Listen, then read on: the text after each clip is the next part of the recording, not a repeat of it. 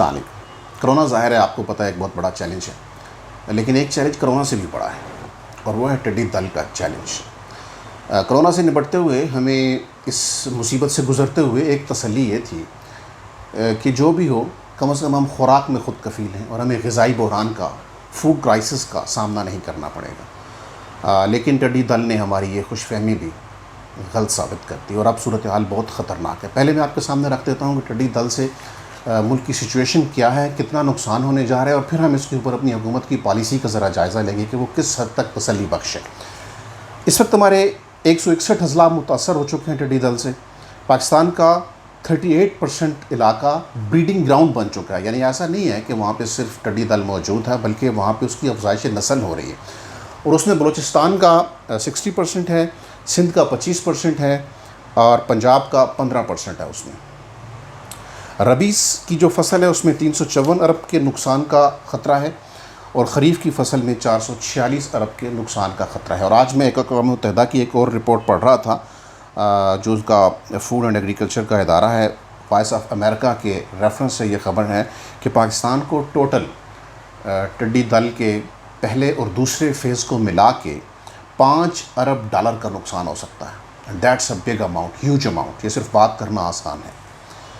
اب یہ وہ پوزیشن ہے جو ہمارے سامنے ہے۔ ٹیلی گراف کہہ رہا ہے کہ پاکستان کی 40% فصلیں تباہ ہو چکی ہیں اور کھیل یہاں پہ رک نہیں رہا، مصیبت یہاں پہ تھم نہیں رہی، بلکہ 20 جون سے 20 جولائی تک ایک نئی ویو آ رہی ہے ٹڈی دل کی۔ اس ویو سے ہم نے کیسے نپٹنا ہے اور ہماری پالیسی کیا ہے اور ہم نے اپنے نقصان کو کیسے کم سے کم کرنا ہے، اس کے لیے جب ہم دیکھتے ہیں تو ہمیں وفاق اور سندھ میں ایک تناؤ کی کیفیت تو نظر آتی ہے، لیکن مل بیٹھ کر کوئی پالیسی بناتے ہمیں کوئی نظر نہیں آتی۔ جنوری کے آخری دنوں میں مجھے جو میرے پاس فیکٹ فگرز پڑے ہوئے ہیں، نیشنل ایمرجنسی ہم ڈکلیئر کر چکے ہیں پاکستان کے اندر فروری میں، جنوری کے آخری دنوں میں اور فروری کے پہلے دنوں میں نیشنل ایمرجنسی نافذ ہو چکی تھی۔ فروری سے لے کر اب تک اس ایمرجنسی کے نتیجے میں حکومت نے کیا کیا، کتنی آگہی پھیلائی اور کتنے اس کو نپٹنے کے معاملات کی، ہمارے علم میں کچھ نہیں ہے۔ ابھی آ کے ایک کرونا ٹائیگر ریلیف فورس جو بن رہی تھی، جو اس کرائسس کے دنوں میں تو نہیں بن سکی جب یہ معاملہ تھا آپ کا کرونا کا، جب وہ کرونا کا معاملہ قریباً اس طرح سے نپٹ گیا کہ لاک ڈاؤن کھل گیا اور لوگوں کے گھروں میں خوراک پہنچانا کبھی اب اس طرح مسئلہ نہیں رہا، کاروباری سرگرمیاں قریباً رواں ہو چکی ہیں، تو اب وہ فورس بن گئی اور اب اس فورس کو کہا جا رہا ہے کہ یہ فورس اب ٹڈی دل سے نپٹے گی۔ سوال ہے کہ کیسے نپٹے گی جناب، ذرا طریقہ کار تو بتائیے۔ 5-6 تاریخ ہو چکی، 10-12 دنوں کے بعد دوسری ویو آ رہی ہے ٹڈی دل کی۔ ان 1.5 ہفتہ آپ کے پاس ہے، شاید 10-12 دن ہیں آپ کے پاس۔ ان دنوں میں آپ کیسے نپٹیں گے اس سے؟ آپ ان کو کیسے تربیت دیں گے؟ آپ انہیں کیسے سمجھائیں گے کہ ایگریکلچر فیلڈ کے اندر میڈیکیشن کیا ہوتی ہے، سپرے کیسے ہوتا ہے؟ یہ جو نوجوان آپ کے پاس ہیں، آپ نے کہہ تو دیا جناب وزیر اعظم کہ یہ اب ٹڈی دل سے نپٹیں گے، لیکن سوال یہ ہے کہ کیسے نپٹیں گے؟ یہ ان کا کام نہیں ہے، یہ اس کام کے لیے تیار نہیں ہے، ان کی تربیت نہیں ہے۔ آپ کے پاس دن بہت کم ہیں، مصیبت سر پہ ہے، 40% فصلیں آپ کی پہلے تباہ ہو چکی ہیں، تو کارروائی ڈالنے کے لیے اور بڑی چیزیں ہیں۔ میری سمجھ میں نہیں آ رہا کتنے اہم معاملے کے اوپر ہم کیوں کارروائی ڈالتے ہیں۔ یہ بیچارے کرونا ٹائیگرز کے بس کی بات ہی نہیں ہے، ان کے جذبے اور ان کی نیک نیتی اپنی جگہ پر، ان کا اخلاص بھی اپنی جگہ پر، لیکن یہ ان کا کام نہیں ہے۔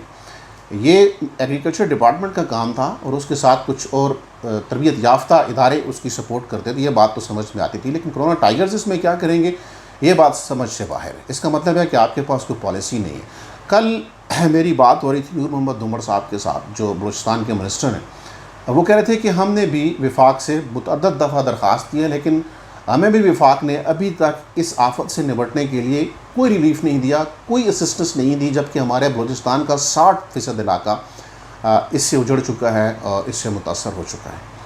تو اگر لڑنا ہی ہے آپس میں سندھ حکومت نے اور وفاق نے، تو پھر کیا ضرورت ہے اتنے سارا اس پکھنڈ بازی کی؟ اجلاس ہو رہے ہیں، اجلاس بھی غریب کے پیسوں پر ہو رہے ہیں، اجلاس بھی دن پورے کرنے کے لیے ہو رہے ہیں، بس لگے رہو دن پورے کرنے، نہ رجسٹریشن کرنی ہے، نہ مل کے بیٹھنا ہے، نہ کہ بت آپ کے اتنے بڑے ہیں کہ آپ ان بتوں کو توڑ نہیں سکتے، وہ بت آپ سے بڑے ہو گئے ہیں۔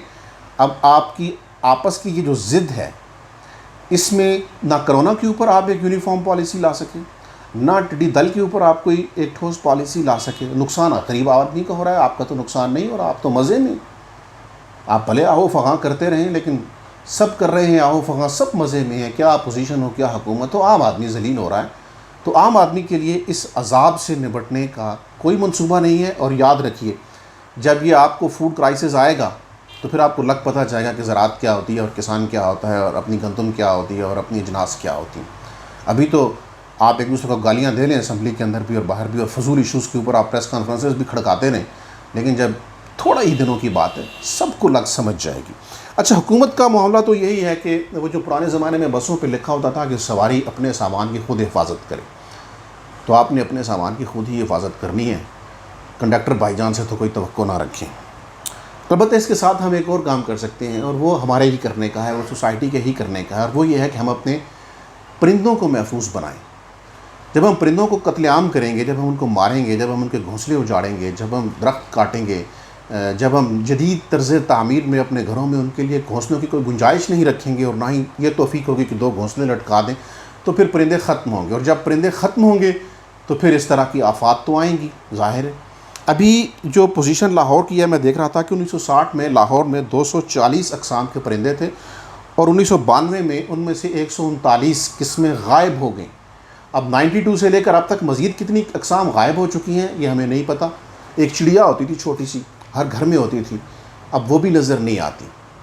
تو اگر ہم پرندوں کے ساتھ یہ کریں گے تو پھر یہ عذاب آئیں گے، اور پھر ہم بیٹھ کے گنیں گے کہ وہ ہو تلیئر تو 1 گھنٹے میں 280 ٹڈی دل کھا جاتا تھا، یہ جو آپ کی کال چٹ ہے یہ 160 کھا جاتی تھی، پھر یہ حساب کتاب ہی آپ کرتے رہیں گے۔ عوام کو یہ چاہیے کہ ماحول دوست کلچر لے کے آئیں، پرندوں کو اکاموڈیٹ کریں، یہ دنیا ان کی بھی ہے، یہ زندگی ان کی بھی ہے، صرف آپ کی نہیں ہے۔ اور یہ اگر نہیں ہوگا تو پھر فطرت آپ کے لیے شاید اتنی فرینڈلی نہ رہے، پھر وہ ریٹیلیٹ کرے گی، اور جب وہ ریٹیلیٹ کرے گی تو کبھی کرونا آئے گا، کبھی ٹڈی دل آئے گا۔ فیصلہ آپ نے ہی کرنا ہے، میں تو درخواست ہی کر سکتا ہوں۔ اللہ حافظ۔